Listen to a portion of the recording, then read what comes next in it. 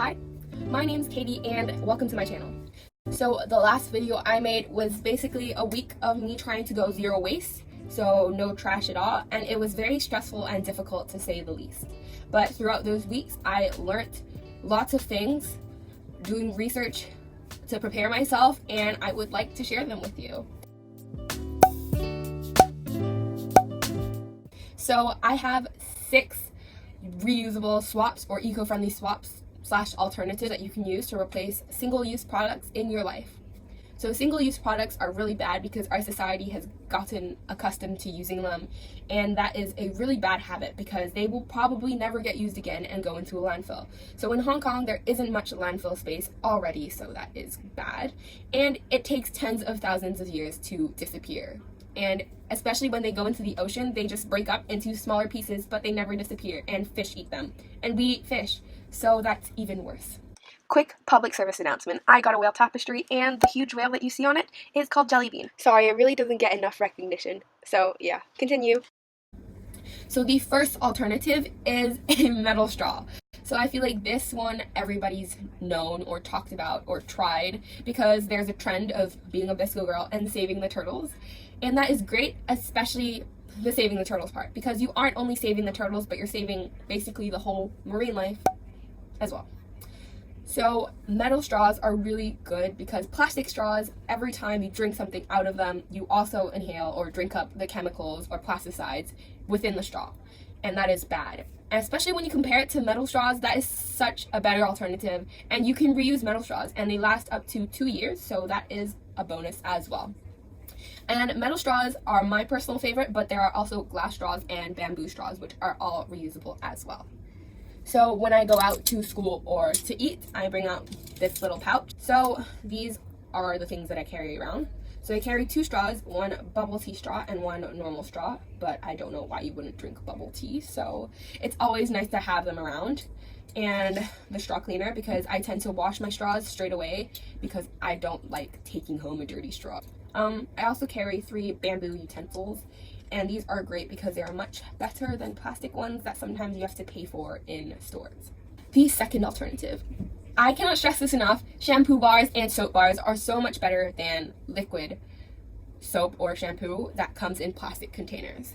So a few weeks ago, I invested in a Lush shampoo bar, and to my surprise, it was actually really good because obviously I came into this thinking, like many other people, that it's going to dry my hair and it's not going to make any bubbles and it's not going to wash my hair. But actually, surprisingly, it worked really well.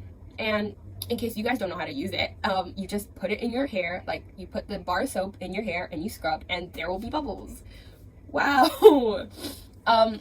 Yeah, it is much better, and it is also, there is nothing left. So you originally start with the bar, and after using them, so the Lush one that I invested in lasts for about 80 washes, so that is really good. And once you finish using them, they just disappear, and there is no plastic container that it comes in, so you don't have to throw that away as well. But if you do not like shampoo bars or soap bars, there are many zero waste stores like Live Zero in Hong Kong where you can buy a glass or metal container and fill up the bottle with their soap over there as well. So this is probably the time to tell you where to get all these products that I'm going to mention today. So Live Zero is a great zero waste store in Hong Kong. There's one in Sai Ying Pun and one in Sai Kung, and both of the stores are amazing. They hold both food and beauty products, so that means you can buy food in bulk, which is very useful. And if you want more information, you can go to the description box down below and click the link. So the third alternative is reusable cotton pads or cotton rounds. So if you don't know what I'm talking about, it's the ones that you buy when you want to clean something with alcohol or clean your face, or I don't know if you wear makeup, but if you wear makeup, then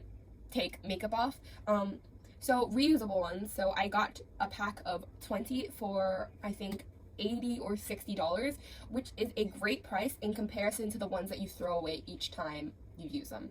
So I keep them in a small glass jar inside the bathroom, and after using them, you can just wash them really quickly with water or soap and then just hang them up to dry. And it doesn't take that much time. It's probably only 10 seconds to 30 seconds to wash it, and it's much better than throwing them away and hurting the environment.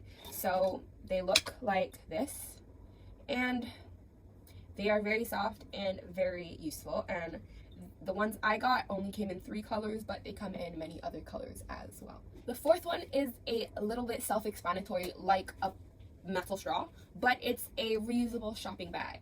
So every time you go to the supermarket or you buy fruits or veggies, you will tend to grab the nearest single-use plastic bag to put all your groceries in and take them back home. And lots of people do reuse those bags, which is great, but then having to get ourselves out of that habit would be even better. So why using plastic bags are bad for the environment is, first of all, they take up a lot of space in the landfill.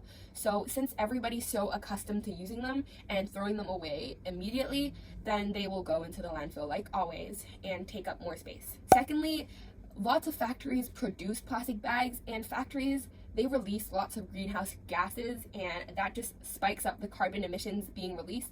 And this is why climate change is a thing, because all the heat gets trapped in the atmosphere and all the greenhouse gases are responsible for the heat, so that's why polar bears are dying and ice caps are melting. The fifth eco-waste alternative is bamboo toothbrushes. So toothbrushes are one of the main things that you might find at a beach cleanup, because lots of people tend to use them when they're on holiday, or just use them in general, because lots of people don't really know that bamboo toothbrushes exist and use plastic toothbrushes. So when you're on holiday and the hotel provides free complimentary toothbrushes, obviously you would use them, or if you have a mom like mine, you'll take them home and keep them in your house even though you might not use them. I feel like investing in a bamboo toothbrush is much better because it's more sustainable. The cost isn't that much different from a plastic toothbrush, and it's just better for the environment. So yeah. Last of all, it is beeswax wrap. So you know the cling wrap you put over your food to keep it fresh? Beeswax wrap is basically the same but better for the environment. So I know that many people speculate that it's not sticky enough to hold over the bowl or dish itself, but it actually is, and if you have a problem with that, you can just take a rubber band and go over it once more. It is, first of all, better for the environment, obviously. Secondly, it comes in so many different colors or styles that you don't have to always stick with the clear one. And lastly, it's compostable. So after you finish using it, you can just throw it away and it just biodegrades afterwards. So even though using and changing your single-use products into these more reusable and eco-friendlier options, I still insist and feel like if you have a product that may not be so environmentally friendly, but you still have to use it, you should still use it and not throw it away once you get better alternatives, because that product still goes into the landfill no matter what. So how about living a more eco-friendlier life?